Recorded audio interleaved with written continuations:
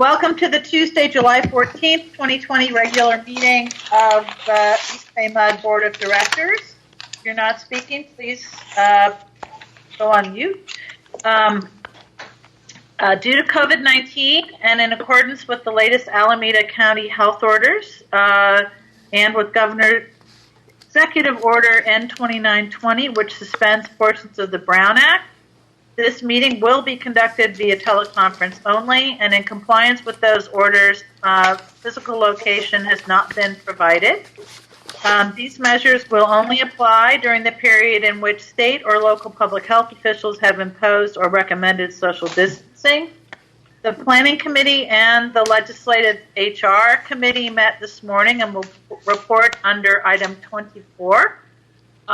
All of the directors, including myself, are participating via teleconference. Madam Secretary, please call the roll. Directors Coleman. Present. Katz. Lenny. Here.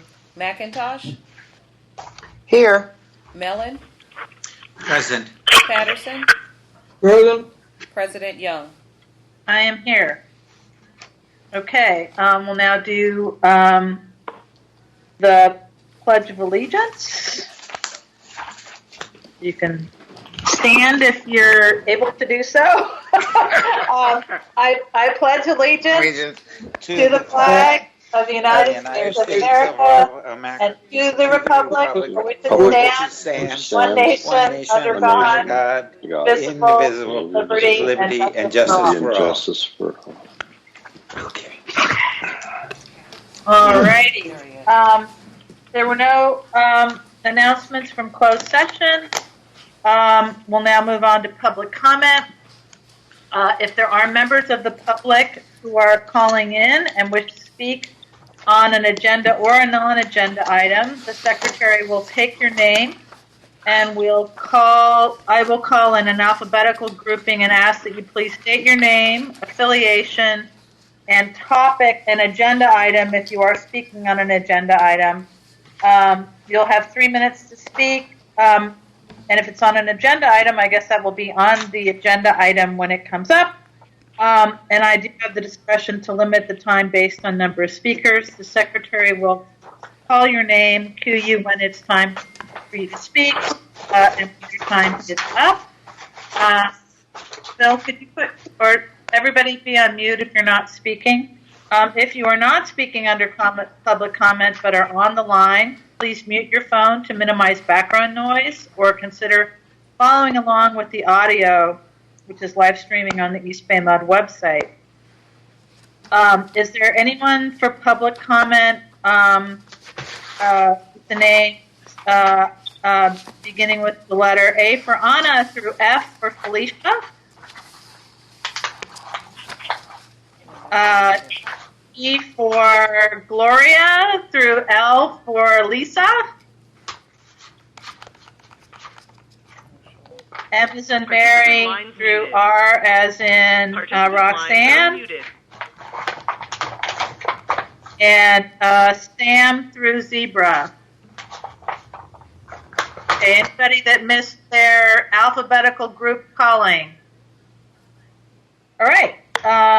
We will then move on to this consent calendar. We have 12 items for consideration. Do board members have any items to pull from the consent calendar for discussion? This is John. I'll move 1 through 12. This is Frank. I'll second. Okay. Moved and seconded. All those in favor will need a roll call vote. Directors Coleman. Yes. Katz. Yes. Lenny. Aye. McIntosh. Yes. Mellon. Yes. Patterson. Yes. President Young. Yes. Okay. We are now on to determination and discussion. Item 13 is the legislative update from Marlene Dumaine. Marlene, take it away. Thank you. Good afternoon. We have a written ledge report for you today that has position recommendations for 3 state bills and 1 federal resolution. And we did talk about these this morning in the Ledge HR committee. I didn't know if Director Coleman wanted to make a comment. Sure. Thank you, Marlene.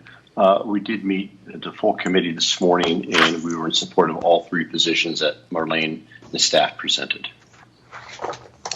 Okay, the first measure, thank you. The first measure is AB 2060 by Assemblymember Holden. This measure builds on East Bay MUD's Get Out the Lead legislation from 2006. At that time, what was put in statute was a reference to third-party certification standards for faucets and other end-use devices. What this bill recommends is an update to those standards to a more strict standard, so it moves the leaching potential on that third-party testing from 5 milligrams down to 1 milligram per liter of lead. So it's a more protective standard. We are recommending a support position on this bill. Marlene, on that one, does the bill analysis, which I didn't get an opportunity to look at, talk about how long they think that will take to kind of cycle through the plumbing infrastructure, or the, you know? Are you thinking about the ability of manufacturers to meet it? Well, the third party liability isn't retroactive, right? So if you have a fixture in your house now, it won't apply to it. It'll only apply to a new fixture that gets put in. So is there an estimate of how long? Oh, the natural replacement, is that what you're thinking? Yes, I think. They did not comment on that I've seen. What they did say is that testing what's on the market today, about 75% of the faucets today already meet the standard. Okay. So we may have some already in place, and then there's that natural replacement cycle as well. Okay, so the thought is that this will get those 25 or 30% either off the market in California, or they'll start meeting the standard. Correct. Okay. Ready for the next one? Yeah. Okay, AB 2421, this is Assemblymember Quirk. This is one of 2 wildfire-related bills. And this is trying to get at the issue of the reliability or availability of cell phone towers during a fire event. And his approach is to expedite the permitting process for the emergency standby generators for existing cell towers. And there's conditions placed on it. The generator has to be within the physical footprint of the tower, and the tower has to have already been permitted. It would expedite those permits until 2024, so it's essentially a pilot to see how well it works. And there is a provision in here about, at the time of the application, that the permission of the landowner is not needed, but the local government, the city or county, can require verification of that permission before they actually do construction. And we are recommending a support on this. Next bill is SB 1348. This is Senator Stern. This is also a wildfire related bill. This has to do with defensible space. And it has 4 main provisions. One is it would add to existing law on identifying areas of the state as very high fire severity zones. It would add to that identifying moderate and high fire severity zones. Secondly, it would require CAL FIRE to expand eligibility in its existing grant fund to also include projects for vegetation management along roadways and driveways, also include public education and outreach regarding home and community wildfire resistance. So it leaves the existing grant fund program in place and just expands the types of projects that would be eligible to compete. Third, it requires CAL FIRE to take on some additional responsibilities. One is to adopt regulations related to defensible space requirements in vacant lots. That would also apply to East Bay MUD's vacant lots. Two is it would require them to develop and maintain a public database on the inspections on these defensible space. And we are requesting an amendment here to clarify that the development of that database would be public and would have stakeholder involvement. The third thing, it would require CAL FIRE to develop a financial penalty structure. And then finally, it would require CAL FIRE to develop a program on the environmental requirements for projects on national forest lands that are at least 50,000 acres. And then the last thing it would do is require the Building Standards Commission to update its building codes for the construction of new buildings in these fire severity areas. And we are recommending a support and amend on this measure to capture that amendment on the stakeholder process for the database development. Okay. Any questions on that one? I have a question back to AB 2421 when we're done with the batch. So I can either go on to the federal resolution or we can pause and finish up the state bills. Whatever your pleasure is, President Young. Why don't you ask the question, Andy, on the Quirk bill? Yeah, have we evaluated the fire safety implications and our site security implications for having a requirement for or streamlining requirements for backup diesel generators on all approved sites? It seems like this would obligate us to allow for greater access to our lessees who would need to maintain and perhaps intervene in the middle of a fire emergency. And our sites tend to be secure. So I don't know if we have considered how those risks and obligations stack together. Have we already done that review? Well, two things on that. One is this is not requiring generators on every site, but rather for those sites where they want to have one, it would expedite that permitting process. As far as our own properties, we have had our staff look at the bills concerns, and there were no concerns about access to the site expressed for this particular bill. And we were looking at it more from a increasing communication reliability during the disaster as being the driver on this one. Yeah, I agree that in the big picture, that is a big benefit to the public. I think we should be thinking about if this bill were to become law, how would we balance our security constraints and the needs of our leaseholders? And if we identify concerns, we should advocate for amendments on this bill or integrate those concerns into ministerial permits that we would require prior to proceeding. But I can support the recommendation with that comment. Okay. Thank you. Ready for the federal resolution? Okay, so the federal resolution is, sorry, I'm flipping here, it's on page 9, House Resolution 988, and the resolution is titled Condemning All Acts of Police Brutality, Racial Profiling, and the Use of Excessive and Militarized Force Throughout the Country. The write-up repeats much of what's in the resolution, and we looked at the resolution in the context of the resolution that you as a board adopted at the last board meeting, and felt that this House resolution is very consistent with items 7 and 8 in the East Bay MUD Board resolution. Item 7 reads, review and update the practices and procedures of our internal security force and contractors to ensure that their interactions with the public are appropriate, including during public meetings or protests. And item 8 is to engage our partnering law enforcement agencies in dialogue to express our concerns and inquire about the steps they are taking regarding issues of excessive force and or violence by their officers.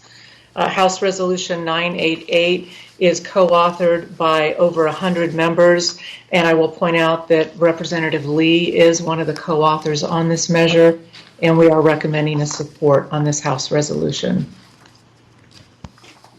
Okay, is there any further discussion or motion? Move adoption. I'll second that. This is John. Do we have a motion and a second? Any further discussion? Any public comment? Participant lines unmuted. Anyone for public comment?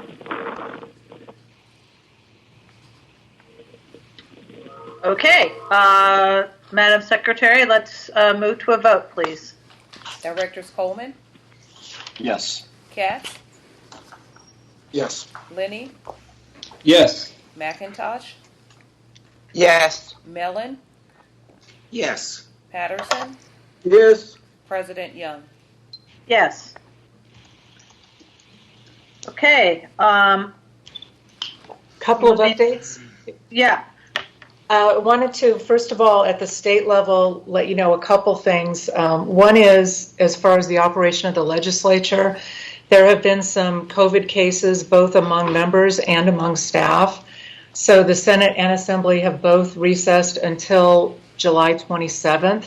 They were originally intending to be back yesterday.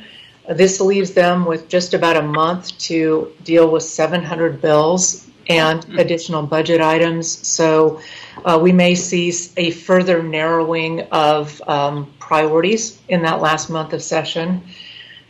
I also wanted to give you a ballot update. There are now 12 items on the ballot for November, and Proposition 16 is ACA 5. We expect the ballot statement on that one in September. Once we have the ballot statement, our intention is to bring Proposition 16 to you for consideration of a position. So that would either be September or October, depending on the timing on when that ballot is available. okay. And at the federal level, the negotiations on the relief package are now scheduled for the last 2 weeks in July. And what we're hearing, some of the items on the table, this is not the exhaustive list, but still looking at tax credits for the CARES Act leave. They're still looking at ratepayer assistance. And then other items such as extension of unemployment benefits and perhaps another round of financial direct assistance going to citizens, but they are looking at potentially a lower income threshold on that. More to come as we get details of the negotiations. And nothing on state and local backfill isn't on the list? On state assistance? Yeah, state assistance is on the list. The local assistance would still be limited to cities and counties. Like the first round of CARES Act, special districts are not part of the local assistance.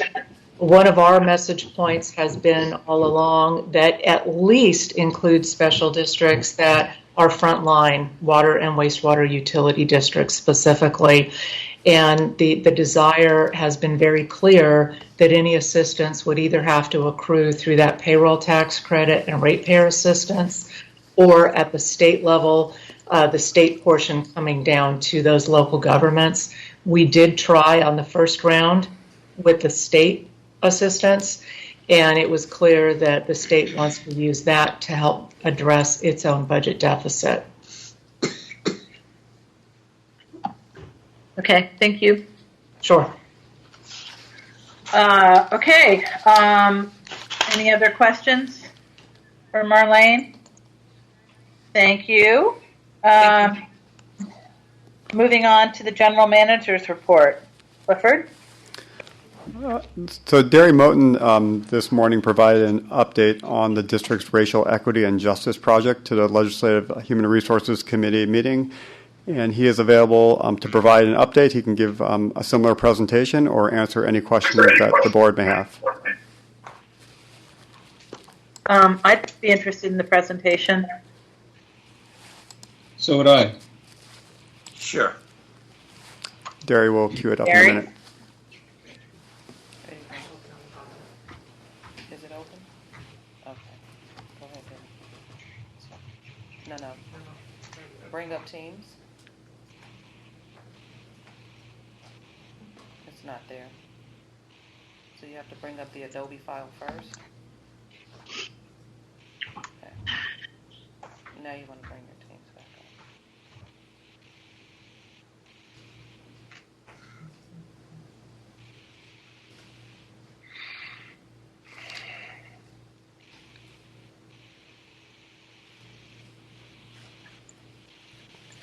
If directors could go on mute during the presentation if they're not already. Good afternoon, and we'll be providing you an update today on the Racial Equity and Justice Project that was part of the resolution that was provided at your last meeting. To begin, what we want to do is give you a little bit of background about where we are currently in the process. As you provided the guidance and provided the resolution that has 8 strategies in the program, we are currently working toward creating action plans for the strategies and the principles that are outlined in the strategies. And so today we're going to give you a bit of an overview on how we've categorized the work and progress that we made so far. So actions taken to date include expansion of the existing wellness check-ins, which we began early in the process after the events unfolded. The wellness check-ins have been available to employees that wanted to find some form of support in how they were processing and dealing with, again, the challenges related to that from a personal level. The Black Employee Network has begun outreach to talk to and create opportunities for conversation with employees, and they have an event tomorrow that will again provide additional outreach and additional opportunity for dialogue. We have also hired a consultant to provide the project management services for the overall project. That individual is Maria Robinson, who is a former employee of the district and has been doing and working with the district on various projects and both team development and employee relations over the last several years. And then finally, we did a review of the Diversity Inclusion Master Plan, the general scope of work for the program, and identify where there is crossover between this project and the series of strategies and where those crossover or interact directly with the Diversity Inclusion Master Plan, which is in its early phases here. So the key roles that we've identified and started to break the work down into is, again, identification of a project manager to oversee the committee and work that we'll be doing in the projects. We've broken that into a simple structure which has kind of 3 tiers of opportunity for both management and employee groups to be involved. The first is senior manager advisory teams, which there is a team assigned to each one of the 8 strategies with a pretty wide scope of individuals being participating. The second is task forces, which we've created teams of 4 to 8 employees, which will be comprised of, number 1, employees who have specific skill sets that would make them good candidates for the task forces. And then we're looking for diversity within the task forces involving employees that are connected and are desiring to be a part of specific task force areas. The third is then looking at employee focus groups, and within each task force is using employee focus groups as often as possible to make sure that there is a opportunity for employees who are not able to necessarily be part of the task forces but do want to have voice into some of the actions or specific ideas that are cultivated through the task force process. And the final thing in this is then the reporting structure, in which each of the task forces will be providing reporting of their progress directly to the Human Resources Department, which will then report up through Ledge HR and then up through the board as well. So we've taken the body of work for this overall project, and we've broken it into 3 phases. The first phase is immediate actions and things that we can immediately begin working on or already in motion. The second, for phase 2, is near-term action projects that are not directly related to the D&I master plan, which is moving forward. And then phase 3 becomes long-term projects or actions that are directly related to the D&I master plan or are directly aligned with the master plan. So we're going to give you some information about each of the phases here. So the immediate actions, we've included strategy 1, which is listening to the voices of Black and African American employees at the district and in the external community. This specifically we're doing with projects that are already moving forward, as I mentioned. This SMT advisory team for this is David Briggs, Risha Cole, Marlene Demain, Janetta Johnson, Sophia Skoda, Jimmy Yoli, and Kelly Zito. This particular one, again, we have been looking at our existing efforts with the wellness check-ins and Black Employee Network. We're also evaluating a couple of other opportunities and options. Our consultant, Murray Robinson, has been doing some additional research with other public agencies to find out what some of them are doing and working with employee groups. And with that, we will be evaluating other opportunities and options for strengthening strategy 1.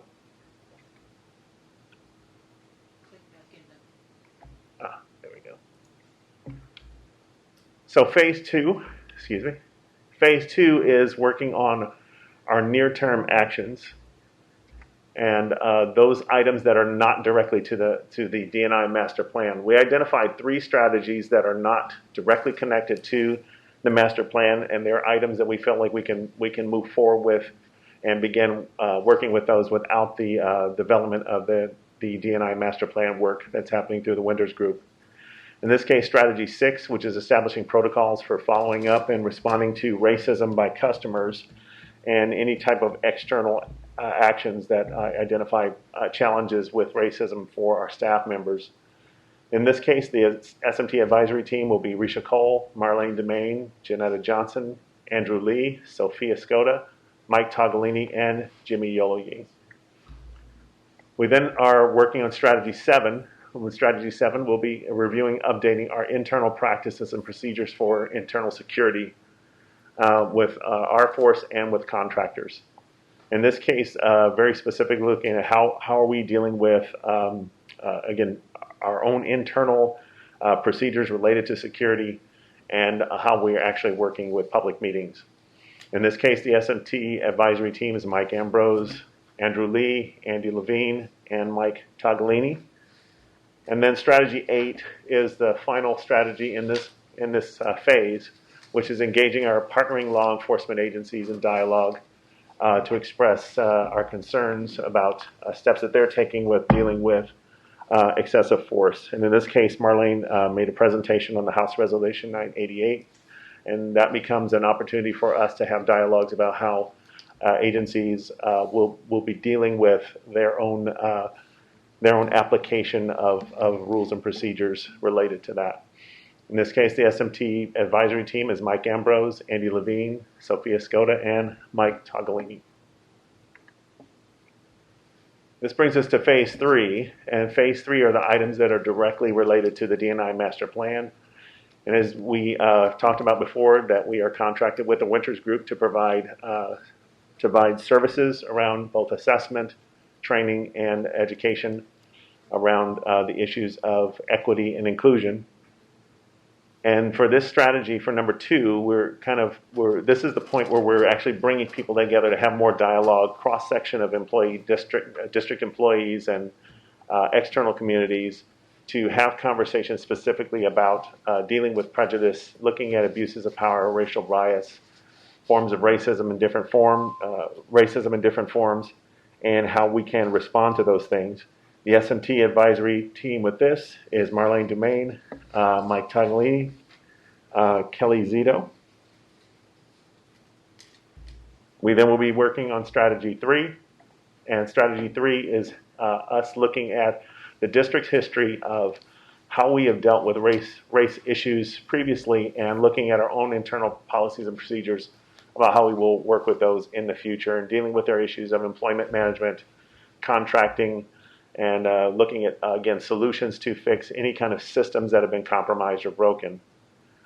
This phase 3, strategy 3 is SMT advisory team of David Briggs, Risha Cole, Janetta Johnson, Andy Levine, Eileen White, and Jimmy Yohe. Strategy 4 is the next item here, which is reviewing our internal policies and procedures. Again, this is looking at how our workplace is impacted by issues of prejudice. In this case, our SMT advisory team is Risha Cole, Andy Levine, Eileen White, and Jimmy Yohe. Strategy 5 is training and development, looking at cultural competence, how emotional intelligence is applied throughout the organization. How do we continue to build sustainable environments that provide inclusive environment for all employees? The advisory team for Strategy 5 is Mike Ambrose, Andy Levine, and Eileen White. In this case, the Winters Group will be working with us to develop training specifically around these areas. We also are currently reevaluating how we're conducting our current new employee orientation, and we have some recommendations on addressing stronger opportunities to build the value of respect and include more information on how to continue to create a respectful environment, how to also deal with issues of stereotyping, and how employees should deal with those things if they are seen in the environment. We'll also be including training on individuals learning how to be allies and learning how to be wise bystanders that can respond to things in proper ways. So the discussion we wanted to offer to you as a board is the opportunity to kind of have some guidance or provide some guidance on how you would like to have the frequency of updates provided both in Ledge HR and to the board. The Ledge HR committee did make a couple of recommendations, and we'd love to hear from the rest of the board as well. And also, we'd like to get some feedback from you on the project phases and your thoughts on things that we can either enhance or work toward. Could somebody from the Ledge HR committee provide some insights on your discussion this morning? Sure, this is John, and Lisa and Bill can chime in. First of all, we wanted to have it kicked off where it's maybe on a monthly basis. It's reported back, then it's on a every other month basis, and, or vice versa. So we're completely apprised of what's going on. And also the comment was made that there were not a whole lot of African Americans on the list of names. That's in part because they're not part of the SMT.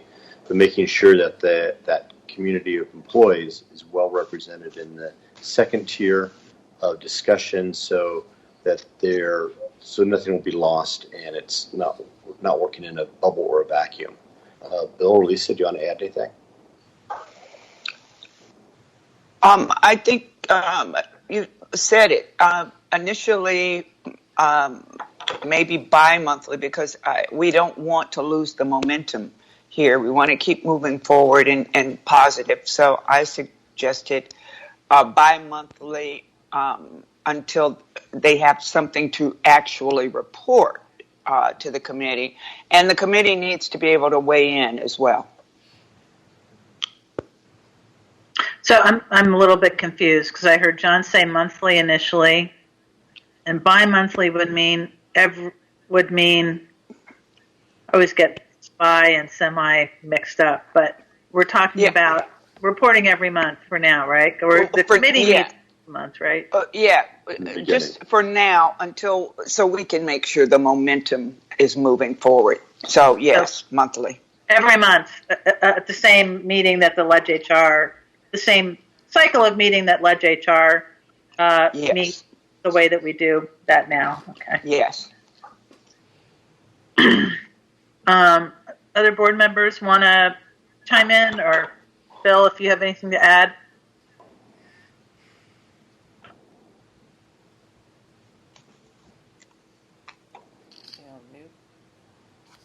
I think that sounds right. Oh, I see Doug has his hand up. Go I ahead. was just going to say, Can you hear me? And Bill. Okay, so I got Doug, Andy, and then Bill. Sorry about that. Okay.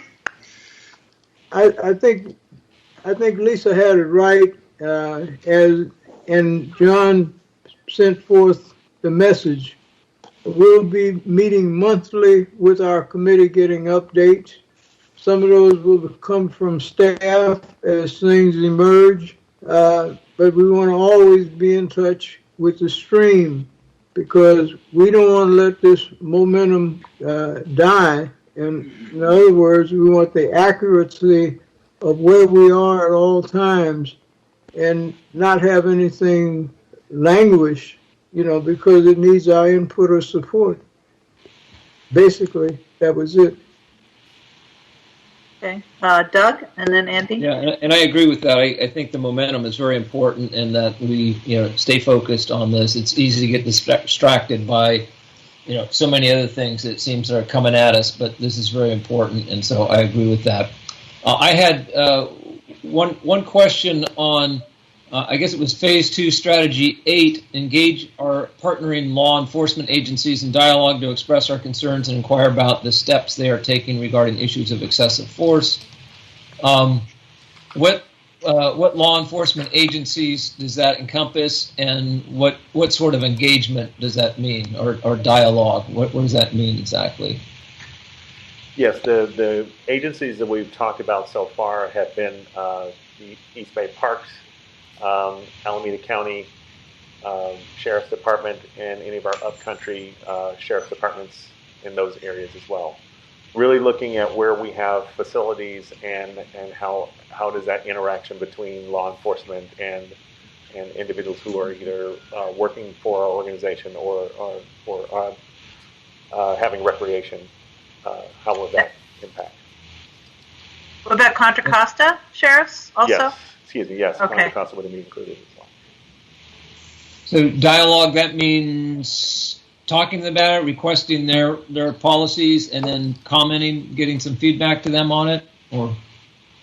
Yes, and part of the approach will be determined as we get closer to forming the group. But specifically, what we've talked about at this point has been using current legislation from Governor Newsom's passing of his legislation last year on excessive force, and then looking at this federal legislation as well, and really giving some opportunity to have some dialogue around how they will be implementing on those two pieces of legislation. All right. Thank you. Andy? So I think the recommendation from the committee members that we heard about committee involvement makes a lot of sense. It would seem that having the full board hear about updates and a progress report on a quarterly basis would make sense at this time, and we could revisit that frequency after conclusion of some of the phases, if not the whole project. And I think we would also want to hear back just prior to the conclusion of each phase, so that the full board could provide feedback before a complete set of policies was finalized. So those are my procedural thoughts. Is now the right time to make a couple comments about specific strategies? Yes, I have one. I'm sorry. We have one additional slide to provide, which may add to your discussion. But we did want to open up for general questions about the phasing. I'm still not. But I think you can make. So why don't you go ahead and do the slide? I thought that was the end of the slides. I'm sorry. Why don't you go ahead and do the slides, and then we'll catch the rest of the round of board members.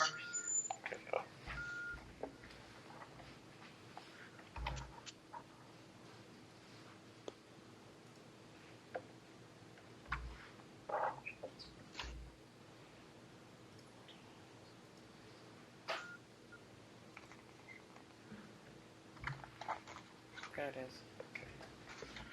So the final slide that we have is kind of next steps here. The next steps that we've included here have been, number one, we'd like the board to consider the granting of one additional, limited term senior human resource analyst to help support the project. Again, we did hire a consultant to work with us specifically on project management, and this person would be there to work to assist in the work that will go into this and also on the D&I master plan as that progresses. The second, we want to, again, begin recruiting for that position as soon as possible.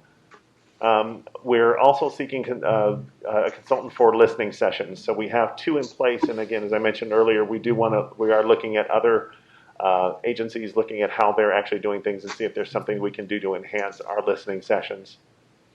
We will be reaching out and looking for volunteers for the task forces, and we did get guidance today from the Ledge HR committee on some approaches to that. And then we will be working on an overall communication plan for staff, which will give us kind of build our overall approach and our overall pacing for communication with staff overall. So those are the things that we did have as next steps and one recommendation. And so, and answer any additional questions. Yeah.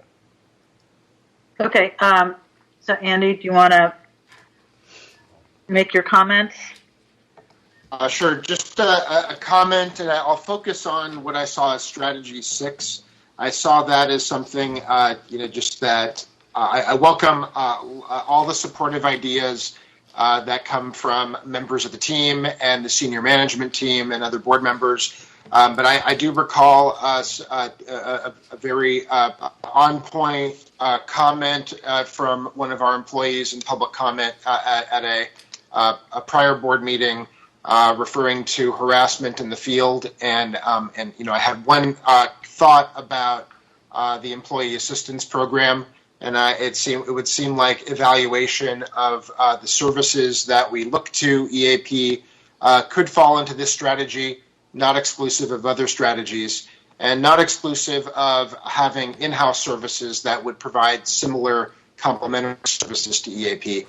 So I wanted to make that comment as applicable to strategy 6. I'm not expecting that it be formally written into any revision. I just wanted to comment that that's how I would interpret some of the possibilities of the scope. I also would like to recommend that we look for the opportunities for that strategy, but maybe others where it would be helpful to involve OGC, not necessarily at the senior level. I'll leave that to that office to figure out the most appropriate way to think about what are the ways that the law reinforces structural racism or reinforces remedies to think, and where are the limits of what happens through those systems, so that other strategies can pick up. I think that's what could benefit from the right amount of OGC involvement. I'm not in a position to recommend if it would be consistent involvement or a periodic briefing. But I do think some collaboration for specific strategies or specific tools that are being explored could be productive. I'd like to encourage an appropriate level of involvement. Okay. Thank you, Andy. Got Bill? Yes. And then I think you have to talk already. I'm sorry. I lost track of the queue here. I'd like to go next. If I think everybody else has spoken. I actually want to have this come back every month to the full board, as we do with Ledge HR. Oh, Frank hasn't gone. So rather than hearing it quarterly, I think this most members of the public may not be tuning into our meetings right now, but we know they don't tune into our committee meetings. So I want this to happen at the full board discussion. I'm also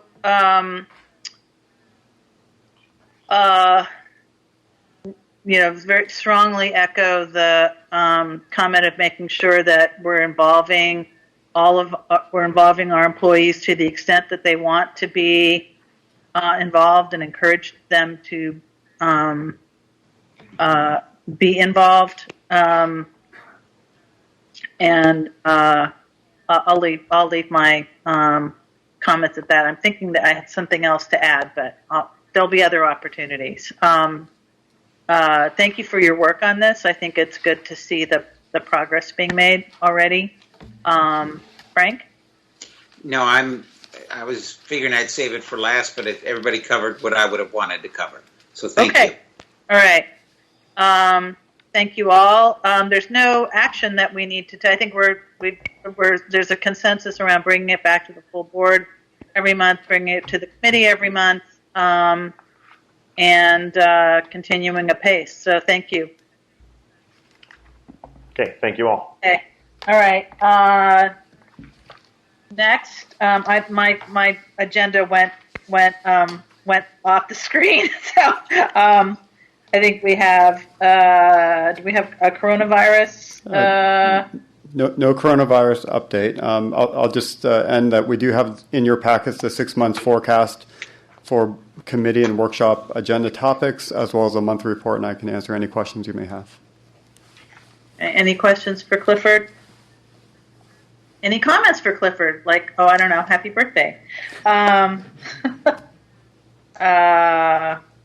Okay, we're now, I don't see any hands up. Doug, you're not raising your hand still, right? You're done? Okay. We now are on to reports and director comments. With committee reports, the minutes for the June 23rd Finance and Administration Committee are in our board packets, and get a report from Doug, from you from planning, and John, if you have anything to add from Ledge HR, although I think we've pretty well covered that terrain. Doug, Doug from planning. You're on mute. Director Lenny, you're on mute. There we go. Thank you. We had one item this morning.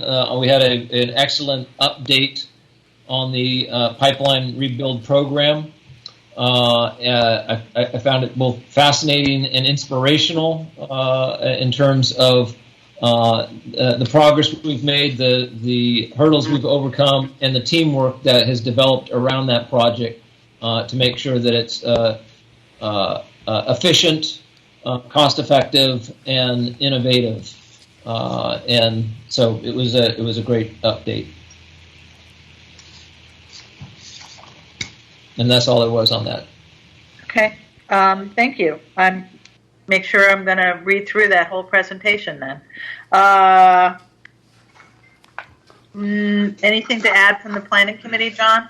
Well, yeah, from the Ledge HR, we dealt with most of the. Ledge HR, sorry. Two of the items, SB 1348 and AB 2421, which we support today, or I've asked that be kicked forward to the UMRA meeting on July 21st to get UMRA to support those two measures. Okay. Marguerite? Yes. Right.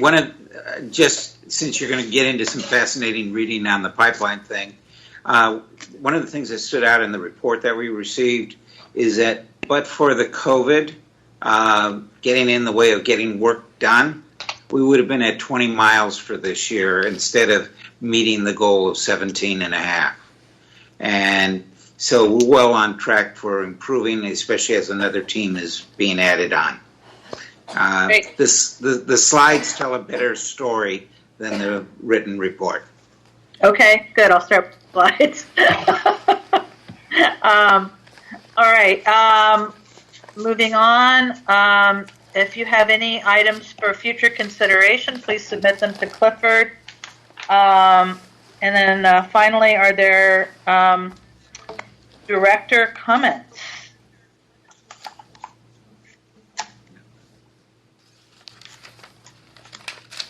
I only have, yeah. Happy birthday, Clifford. I do actually have one. I remembered what I wanted to ask. If we could make sure that getting included in our report back on the resolution is any. I'm thinking of Eric Larson's comments about pushback on our taking this position. So I really do want to understand if what. Yeah, I want to hear. I don't just want to hear about the progress we're making, but also about any difficulties that we're encountering, either within our own staff or outside. Okay, well, with that, I think we are ready to adjourn. Our next regular meeting of the board will be Tuesday the 28th at 1:15 p.m.